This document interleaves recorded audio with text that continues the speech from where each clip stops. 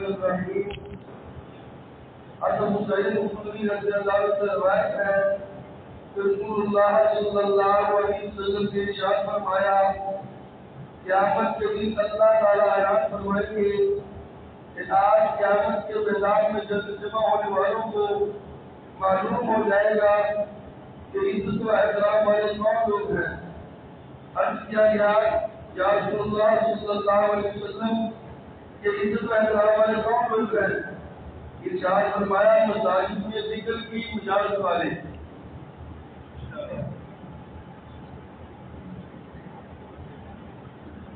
صلی اللہ علیہ وسلم کریم اما بعد. آپ نے حدیث بات کا سنی ہے کہ قیامت کے دن اعلان ہوگا کہ عزت والے لوگوں کو نمایاں کیا جائے. صحابہ نے پوچھا کون ہے؟ کہ مجالس میں جو مجالس سے ذکر کرتے ہیں, مسجدوں میں جو ذکر کار کرتے ہیں. لیکن ذکر جو ہے اس کا پہلا مصداق اللہ کا ذکر کرنا زبان کے پہلا مصداق ہے. پھر اس کے بعد سارے مصادیق ہیں, ان میں یہ جو بات دین کی ہو رہی یہ بھی ذکر میں شامل ہے. نماز پڑھتے ہی بھی ذکر میں شامل ہے.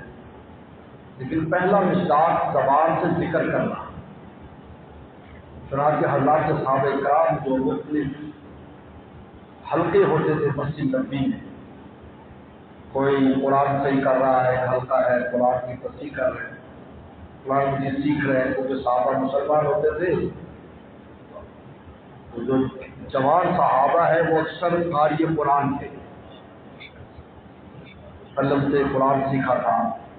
تو بڑے صحابہ ان سے سیکھتے تھے. چھوٹے استاد ہوتے تھے, بڑے ان کے شاگرد ہوتے تھے, ان سے قرآن سیکھتے تھے. تو بڑی بڑی عمروں میں اسلام میں آتے تھے. یہ وجہ ہے کہ اسلام میں دینی تعلیم والوں کے لیے کوئی عمر کی قید نہیں ہے. اب اسکولوں میں اس سے 2 مہینے بڑا ہو جائے داخلہ نہیں دیتے, ایسا نہیں ہے. ہم نے 50 سال کی عمر کے لوگ دیکھا ہے کہ پہلے سال میں پڑھ رہے ہیں. ہم نے دیکھا ہے بڈھے ہیں, ہم نے پہلے سال میں پڑھ رہے ہیں. ہمارے یہاں مولانا عبداللہ صاحب رحمۃ اللہ علیہ بہت بڑے بزرگ اور بہت بڑے عالم تھے. ہمارے مدرسے ہیں جنہوں نے پورا فخر و فاقہ اور پورے درویشی میں زندگی بسر کر 50 سال کی عمر میں انہوں نے پڑھنا شروع کیا تھا. پہلے فوج میں تھے, جب فوج سے انگریز کی فوج میں لڑتے رہے رنگون میں برما میں, بعد میں اللہ نے ادھر لے کر آئے. پھر اللہ نے بہت اونچا اس کو مقام عطا فرمایا. ہمارے یہاں بخاری شریف پڑھانے میں 50 سال عمر شروع کیا. میں بلوڑ میں پڑھتا تھا تو ایک صاحب پڑھنے کے لیے آتے تھے, اس کے ساتھ اس کے بچے بھی آتے تھے 10 سال کے, بڑی عمر کے تھے. وہ ماشاءاللہ وہ بھی عالم بنے اس وقت بڑی عمر میں. پھر اللہ نے ان سے دین کا کام لیا اور بچے ماشاءاللہ بڑے بڑے مفتی بنے, آج تک دین کا کام کر رہے ہیں. کوئی قید نہیں رکھی. یہ اسلام عجیب ہے, کوئی عمر کی قید نہیں, کسی عمر میں بھی کوئی پڑھنا شروع کر. تو حلقے ہوتے تھے, یہ تعلیم کا حلقہ ہے, یہاں مسئلے مسائل کا حلقہ ہے. وہی ذکر کے کچھ لوگ بیٹھ کر اللہ کا ذکر بھی کیا کرتے ہیں. راجہ قرآن مجید نے خود ان کا ذکر کیا ہے. وَاصْبِرْ نَفْسَكَ مَعَ الَّذِينَ يَدْعُونَ رَبَّهُم بِالْغَدَاةِ وَالْعَشِيِّ, کہ آپ اپنے آپ کو بٹھائیں ان کے ساتھ جو صبح شام مجھے یاد کرتے ہیں.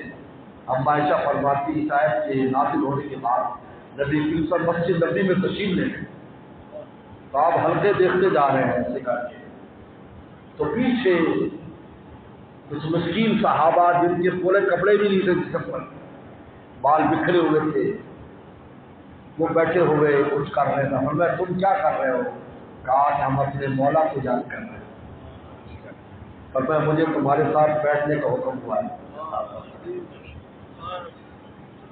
آپ ان کے پاس تشریف فرما ہو گئے کیونکہ ذکر کے ساتھ صحبت کی ضرورت تھی. رسول اللہ کی صحبت کی ضرورت تھی منزل تک پہنچنے کے لیے. آپ نے نور نبوت ان میں منتقل کیا, ذکر کر رہے ہیں. تو عزت والے لوگ ہیں ذکر کرنا, لیکن آداب ہے مسجد میں اگر ذکر کرنا ہو تو یہ آداب میں سے ہے کہ کسی نمازی کو خلل نہ آئے، کسی سونے والے کو خلل نہ آئے، کسی تلاوت کرنے والے کو خلل نہ آئے، یہ شرائط ہے۔ امام شامی رحمۃ اللہ علیہ جو بہت بڑے فقیہ ہیں، جن کا فتاوی شامی احناف کے ہاں سب سے بہت بڑا فتویٰ ہے، مفتی اس سے فتویٰ دیتا ہے، بہت بڑے انسان ہیں، تو وہ اپنے فتاوی شامی میں لکھتے ہیں کہ مسجد میں ذکر کرنا ہو تو جائز ہے، لیکن کسی سونے والے کو تکلیف نہ ہو، اور کسی جو ہے وہ تلاوت کرنے والے پر نماز پڑھے اگر ایسی وقت ہے جو خالی ہے تو اس وقت مجلس ذکر وہاں پر قائم کی جائے، ذکر کیا جائے تو بالکل ممانعت نہیں۔ اسی کے لیے خانقاہ بنائی جاتی ہے۔ خانقاہ کا مطلب ہے جہاں بیٹھ کر ذکر کرتے ہیں لوگ، اللہ اللہ کرتے ہیں۔ خانقاہ کا معنی کوئی قبر نہیں ہے، بعض لوگ خانقاہ کا معنی قبر کر دیتے ہیں، ایسا کچھ نہیں ہے، یہ مشہور ہو گیا۔ اصل میں خانقاہوں میں قبریں بن گئی تو سمجھ لیا کہ خانقاہ قبر کا نام ہے۔ خانقاہ کا معنی کیا ہے؟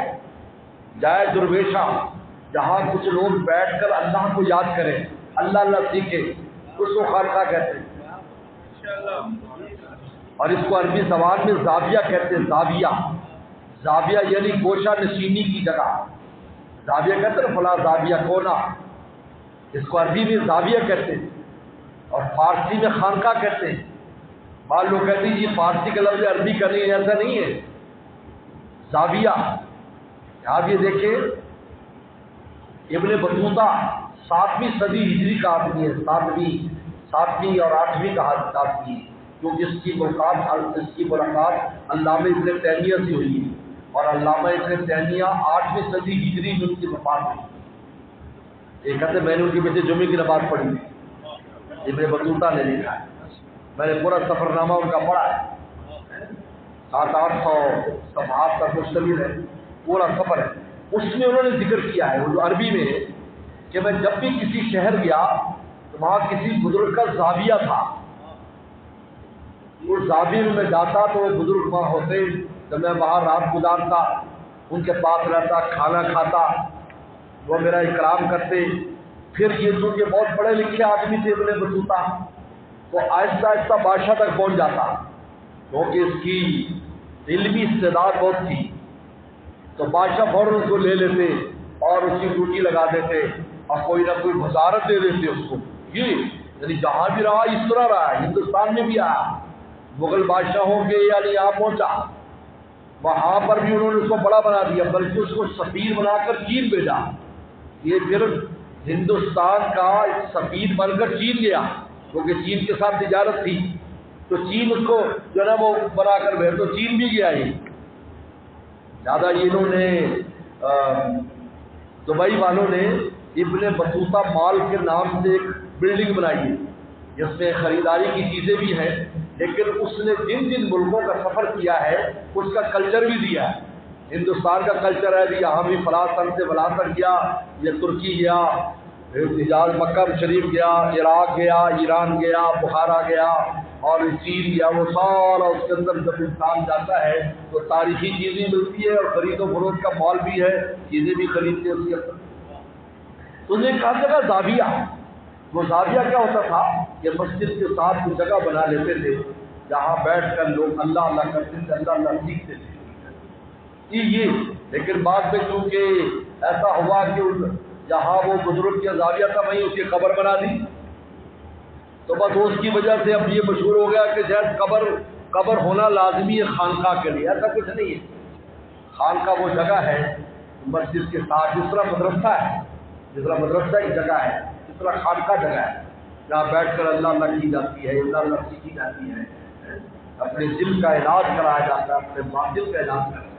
تو پیغمبر فرمایا کہ عزت والے لوگ ہیں کہ جو مجالس سے ذکر کرتے ہیں، لیکن ذکر کی 2 ترتیبیں رسول اللہ نے فرمائی، جیسے کہ حدیث شریف میں آتا ہے، اللہ تعالیٰ ارشاد فرمایا، بخاری کی حدیث ہے، فرمایا کہ جو بندے مجھے مجمع میں یاد کرتے ہیں میں اس سے اچھے مجمع میں ان کو یاد کرتا ہوں، اور جو اکیلے میں یاد کرتے ہیں تو میں اکیلے میں ان کو یاد کرتا ہوں۔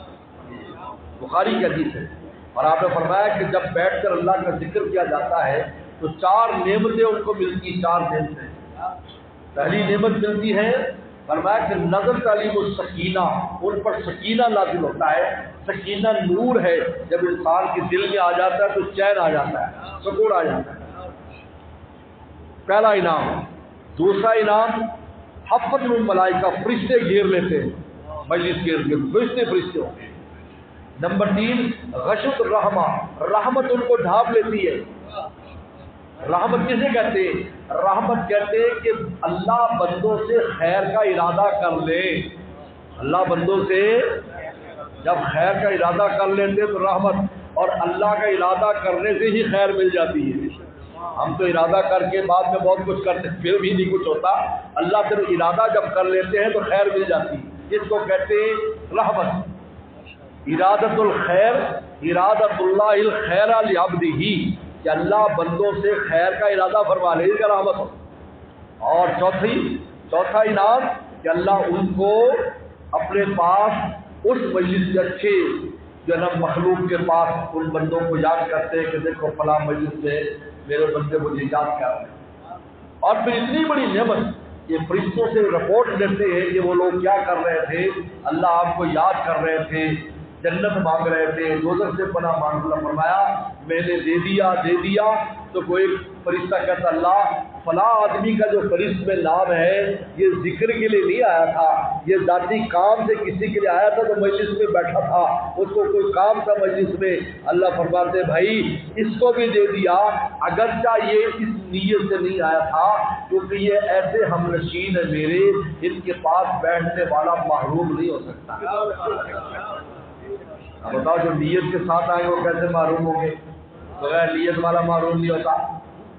یہ اس لیے فرمایا عزت والے لوگ ہیں، قیامت اعلان ہوگا، کھڑا کرو ان کو، عزت والوں کو کھڑا کرو۔